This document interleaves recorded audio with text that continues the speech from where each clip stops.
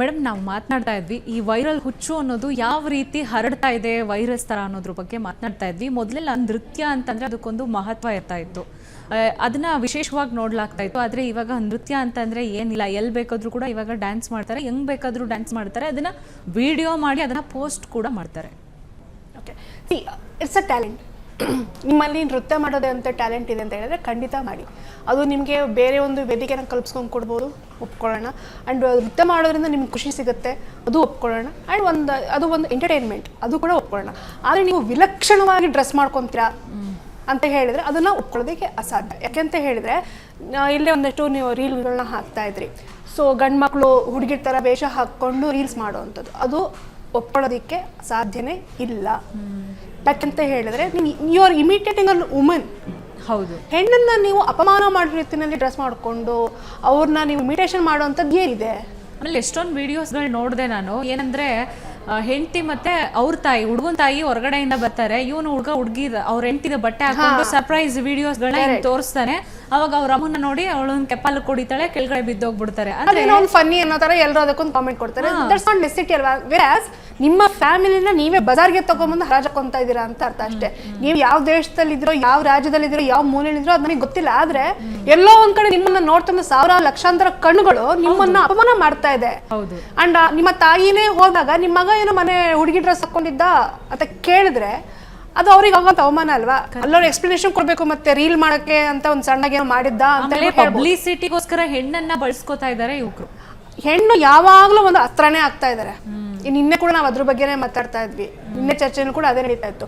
ಹೆಣ್ಣನ್ನ ಯಾಕೆ ನೀವು ಯಾವಾಗ್ಲೂ ಒಂದು ಅಸ್ತ್ರವನ್ನ ಬಳಸ್ಕೊಂತೀರಾ, ಒಂದು ಸಾಧನ ಅಂತ ಯಾಕೆ? Why do treat us as A tool? ನೋಡಿ, ಈಗ ವಿಡಿಯೋಸ್ ಅಲ್ಲೂ ಕೂಡ ನೀವು ನೋಡ್ತಾ ಇದ್ದೀರಾ, ಹುಡುಗಿರ ಡ್ರೆಸ್ ಹಾಕೊಂಡು ಫ್ಯಾಷನ್ ಶೋ ಮಾಡ್ತಾ ಇದ್ದಾರೆ. ವಿಜುವಲ್ಸ್ ಅಲ್ಲಿ ನಿಮ್ಗೆ ಕಾಣ್ತಾ ಇದೆ ನೋಡಿ, ಹುಡುಗಿರ ಡ್ರೆಸ್ ಹಾಕೊಂಡು ಫ್ಯಾಷನ್ ಶೋ ಮಾಡ್ತಾರೆ. ಎಲ್ಲಿಗೆ ಬಂದಿದೆ ನಮ್ಮ ಸಮಾಜ?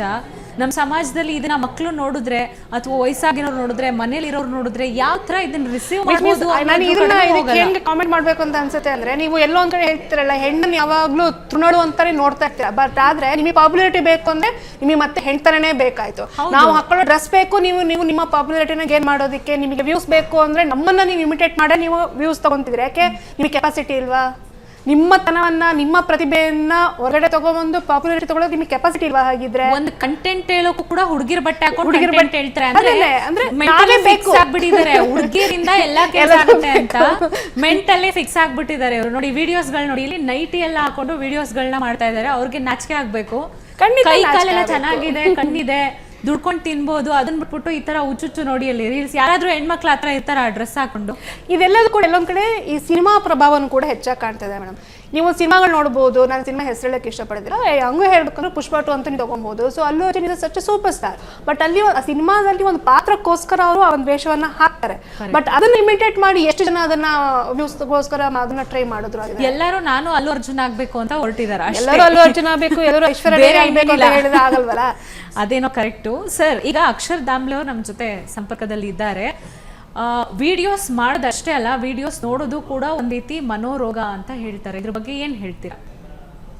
ಖಂಡಿತವಾಗ್ಲು ಇಟ್ಕಂಟು ನೀವು ಡಿಜಿಟಲ್ ಅಡಿಕ್ಷನ್ ಅನ್ನುವಂತಹ ಹೊಸ ಕಾಯಿಲೆಯನ್ನೇ ನಾವು ಗುರುತಿಸ್ತಾ ಇದ್ದೇವೆ. ಯಾಕೆಂತಂದ್ರೆ ಈಗ ನೀವು ಸಾಧಾರಣವಾಗಿ ಜನರ ಸ್ಕ್ರೀನ್ ಟೈಮ್ ನೋಡಿದ್ರೆ ಕನಿಷ್ಠ 7 ರಿಂದ 8 ಗಂಟೆ ಸ್ಕ್ರೀನ್ ಟೈಮ್ ನೋಡ್ಲಿಕ್ಕೆ ಸಿಗ್ತಾರೆ. ಎಷ್ಟೋ ಜನರ ಹತ್ರ ನೀವು ಅವ್ರ ಫೋನ್ ಎಷ್ಟು ಹೊತ್ತಿ ಓಪನ್ ಮಾಡಿದ್ದಾರೆ ಅಂತಂದ್ರೆ ಆ ತರದ ಸ್ಕ್ರೀನ್ ಟೈಮ್ ಕಾಣಿಸ್ತದೆ.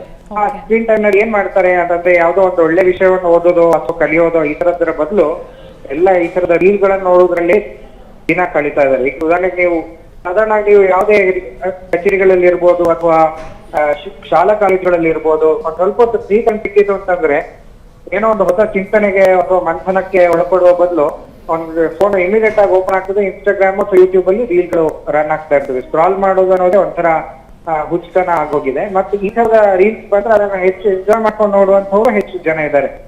ಈಗ ನಾವು ಈ ತರದ ರೀಲ್ಗಳನ್ನ ಮಾಡೋರ ಬಗ್ಗೆ ನಾವು ಎಷ್ಟು ಆಕ್ಷೇಪ ಎತ್ತದೇವೋ ಅಷ್ಟೇ ಅದನ್ನು ನೋಡಿ ಇಷ್ಟಪಟ್ಟು ಅದಕ್ಕೆ ಲೈಕ್ ಮಾಡಿ, ಕಮೆಂಟ್ ಮಾಡಿ, ಅದಕ್ಕೆ ಹೆಚ್ಚು ವೈರಲಿಟಿ ಬರೋ ಹಾಗೆ ಮಾಡೋರನ್ನು ನಾವು ಆಕ್ಷೇಪಿಸಬೇಕು. ಯಾಕಂದ್ರೆ ಸೋಷಿಯಲ್ ಮೀಡಿಯಾ ವರ್ಕ್ ಆಗೋದು ಅಲ್ಗಾರಿದಮ್ ಮೇಲೆ. ಹೆಚ್ಚು ಜನ ನೋಡ್ತಾ ಇದ್ದಾರೆ ಅಂತಂದ್ರೆ ಅದು ಆ ರೀಲ್ಗಳನ್ನು ಮತ್ತೆ ಹೆಚ್ಚು ಪಾಪ್ಯುಲರ್ ಮಾಡ್ತಾ ಹೋಗ್ತದೆ. ಹಾಗಾಗಿ ಬಹುಶಃ ಜವಾಬ್ದಾರಿ 2 ಕಡೆಯೂ ಇರಬೇಕು ಅಂತ ನನಗೆ ಅನಿಸ್ತದೆ. ಓಕೆ, ಮತ್ತಷ್ಟು ನಾನು ನಿಮ್ ಜೊತೆ ಮಾತನಾಡ್ತೀನಿ. ಕ್ಷಣ ಕ್ಷಣದ ಸುದ್ದಿಗಳಿಗಾಗಿ ಫ್ರೀಡಂ ಟಿವಿ ಸಬ್ಸ್ಕ್ರೈಬ್ ಮಾಡಿ, ಲೈಕ್ ಮಾಡಿ ಹಾಗೂ ಫಾಲೋ ಮಾಡಿ.